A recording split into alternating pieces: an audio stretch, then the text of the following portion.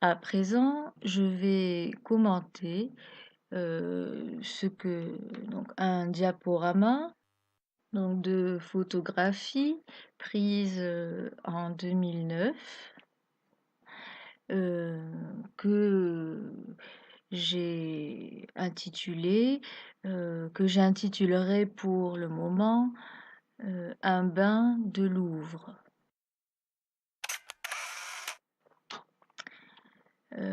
Alors, pour l'expliquer, vous voyez, quand on regarde ce personnage, on a presque envie de se contenter de cette distance et d'y rester. C'est là où je dirais que peut-être que j'ai pris une forme de retraite, en ce sens que je ne veux pas savoir qui c'est, je ne veux pas savoir où il va, et, et donc toutes les questions que pourrait me poser ou me demander de poser la démarche scientifique ne, ne se pose plus.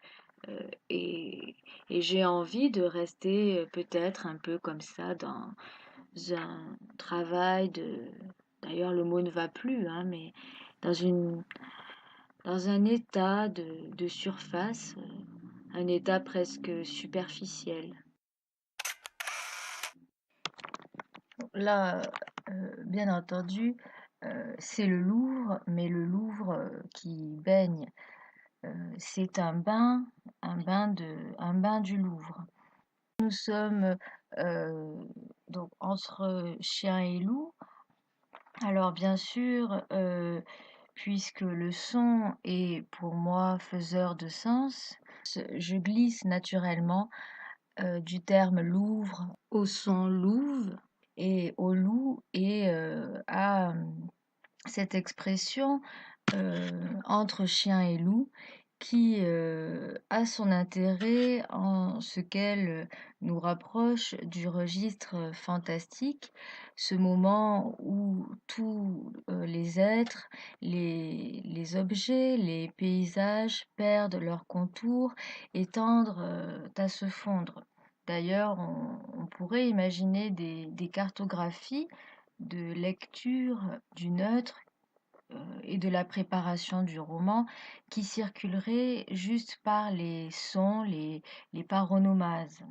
Alors je suppose que dans mon goût, mon penchant pour ces chemins de recherche tracés par les sonorités, et ce seraient là des chemins qui m'aiderait davantage à circuler dans une forme d'obscurité.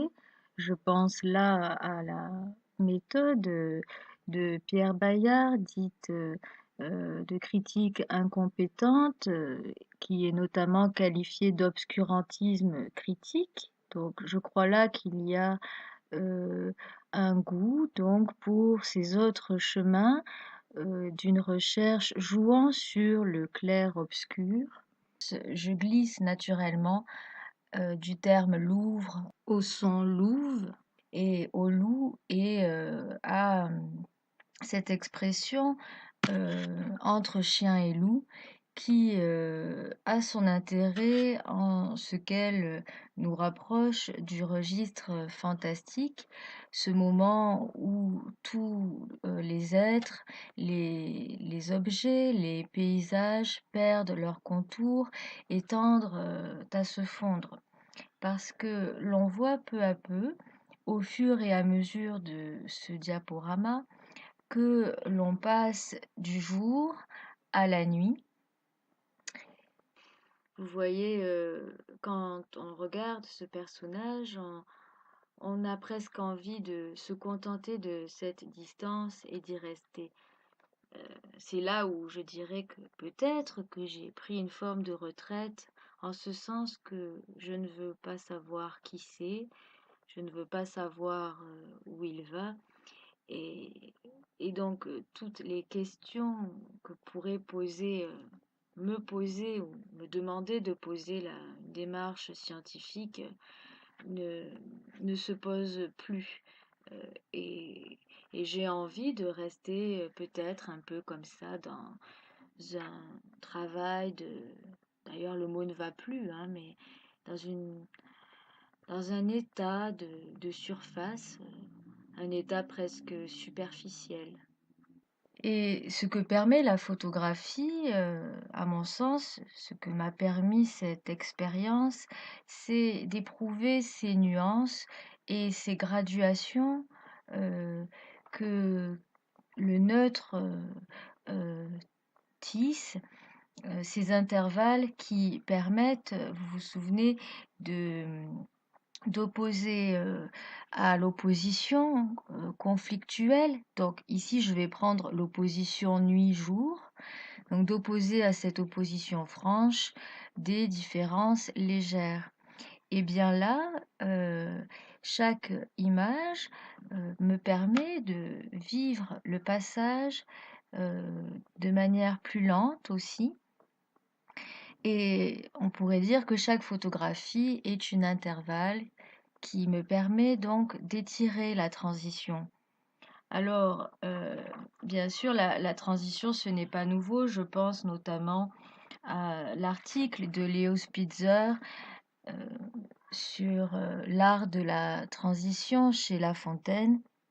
Mais si la transition dans l'écriture est vue justement comme un passage, il me paraît que là, surtout grâce à la photographie qui est véritablement attente et pose, qu'il y a là peut-être une possibilité de rester, de demeurer dans un passage et peut-être d'y construire une démarche. Là où avant, je n'aurais envisagé que le passage comme justement euh, un mouvement dans lequel je ne saurais m'installer. Alors peut-être, à l'heure où certains s'intéressent notamment à ce domaine de recherche qui s'intitule recherche-création, mais qui justement ne s'écrit pas toujours de la même façon. On le voit écrit avec un trait d'union entre les deux termes. Par moment, on parle de recherche en création. Par moment, d'autres expressions sont aussi usitées. Nous nous amusons aussi à écrire recherche-création en continu, sans l'espace de mots, donc en scriptura continua, en écriture continue. Eh bien, peut-être alors que ce que me permet cette expérience, c'est aussi de me dire que plutôt que de chercher un axe, une définition possible de ce domaine de recherche, sa caractéristique justement serait le mouvement. Donc en cela, il ne saurait y avoir une seule dénomination, l'intérêt étant que chaque dénomination qui s'offre à moi peut être une option. Et si la caractéristique de ce domaine de recherche est le mouvement, et peut-être même que ce serait le mouvement avant que d'être une articulation entre deux pôles, à ce moment-là, je peux m'infiltrer dans un passage et rester, donc demeurer, là il y a peut-être un paradoxe, je ne sais pas, donc demeurer dans une variation, c'est-à-dire demeurer, alors ce n'est pas entre la nuit et le jour au milieu, parce que vous voyez bien que avec toutes ces graduations possibles, j'ai le choix, je ne suis pas obligée. Donc, admettons que dans notre diaporama, nous ayons 50 photographies, je ne suis pas du tout obligée de me situer à la 25e photographie, vous comprenez? Et bien au contraire, je dirais que le neutre évite le milieu, évite le symétrique, que nous voyons, nous le disions dans une séance comme renvoyant à quelque chose de mortuaire. Alors voilà pour des pistes Et je pense aussi à, toujours sur la nuit et le jour, donc ce paradigme qui peut nous occuper. Donc paradigme, j'entends tout simplement 2 antonymes. On peut penser bien sûr à Mallarmé et à ce texte célèbre sur le défaut des langues, donc qui tendrait à dire que, eh bien, la langue, nécessite demande réparation puisque, lorsque j'entends le terme jour comprend des voyelles sombres, là où nuit, au contraire, abriterait des voyelles claires. Eh bien, peut-être que par la photographie, je peux réparer aussi ce défaut des langues. Il me suffirait d'éclairer habilement le terme jour, les voyelles, et inversement, euh, d'ombrager, d'obscurcir les voyelles claires du terme nuit. Seulement là, je me situerai dans le chiasme, c'est-à-dire un habile croisement qui reste symétrique, et il me semble que la justesse, le juste qui est visé par le neutre, euh, cherche plutôt l'approximation, le pas à côté. Alors là aussi, il me faudrait jouer sur différentes ambiances sans chercher véritablement un milieu. Euh, Autre élément, vous voyez que ici c'est un Louvre, mais c'est un bain de Louvre, euh, contrairement à la balade réelle, ou en tout cas euh, la promenade qui nous attendait et qui était terrestre. Nous nous sommes rendus compte ici que nous étions à côté du Louvre, mais nous sommes aussi dans un autre imaginaire matériel de ce monument et de ses contenants, puisque c'est l'eau qui ici attira notre attention. Alors, c'est intéressant puisque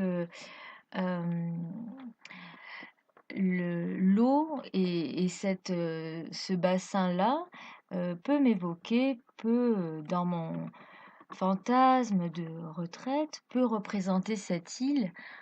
Alors cette île qui correspondrait à la retraite rousseauiste dont nous traitons aussi dans le neutre, et aussi cette île dessinée par le Paris inondé, dont je parlais pour Proust, qui eut justement l'occasion, tout en restant dans son habitat, de vivre lorsque Paris fut inondé en 1910, donc de circuler et d'être comme ça relié à la ville par des formes de lacs.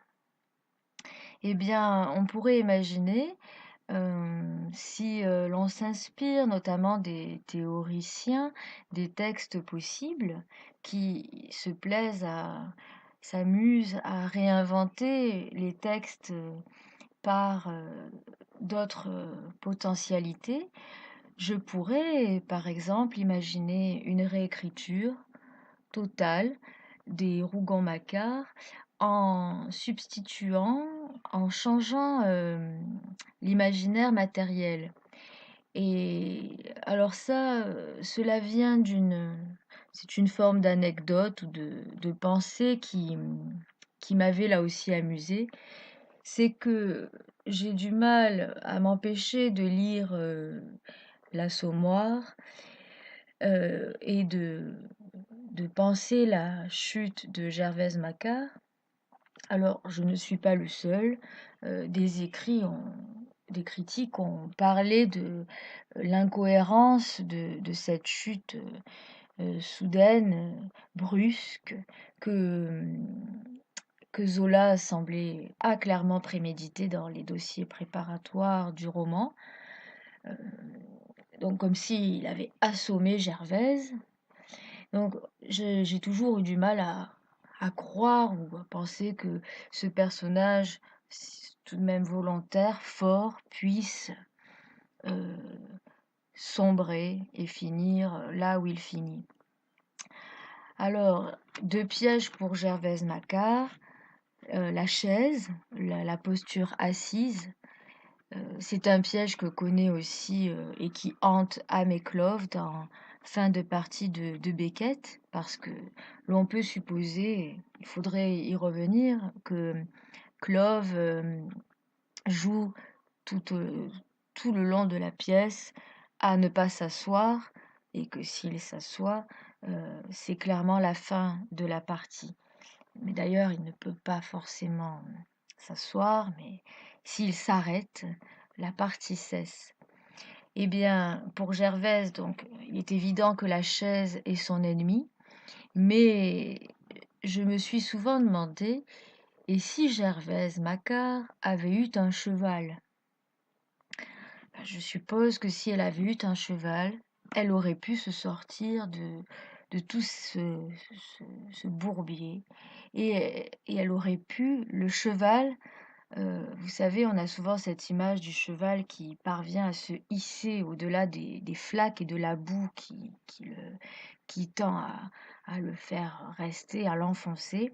Ce cheval aurait pu l'aider à remonter la pente. Alors, de même, que se serait-il passé si l'Assommoir de Zola se passait à l'ère d'un Paris inondé? Il est certainement possible alors d'imaginer que, là encore, les personnages auraient moins subi cette loi de la pesanteur, euh, et en cela, euh, voilà, on peut renouveler une œuvre en changeant l'imaginaire. Bon, ce sont des petites choses qui me viennent sur l'eau ici. D'ailleurs, les personnages de Zola sont associables à des plantes aussi, de par la conception naturaliste de, de l'œuvre, de par la conception du romancier naturaliste.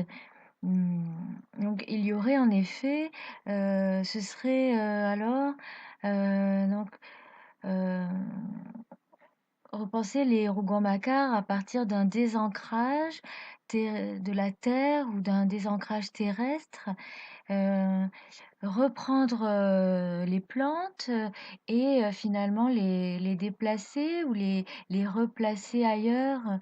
On changerait la toile de fond, la toile de fond et l'ancrage de l'œuvre. Tout à fait. Euh, Là, oui, c'est nous, oui,